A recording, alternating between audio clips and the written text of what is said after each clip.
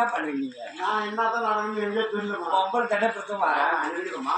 ஆமா பொம்பளை பிரசவம் இப்ப பாக்கட்டா. ஆம்பளை தான் வாழக்கூடாது இருக்கலாம். ஆம்பளை தான் இருக்கக்கூடாது.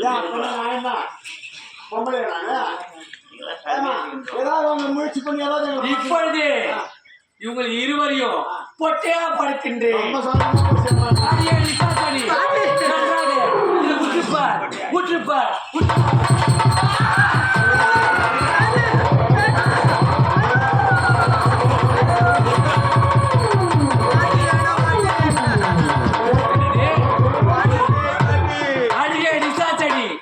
என்ன ஒரு ஆணவம் இருந்தா ஒரு மானிட ஜென்மம் போய் போய் உன் வயிற்றிலே என் கணவர் பிறப்பறதா உன்னை சும்மா விட மாட்டேன். இப்பொழுதே உன் குடலை பிரித்து இப்பொழுதே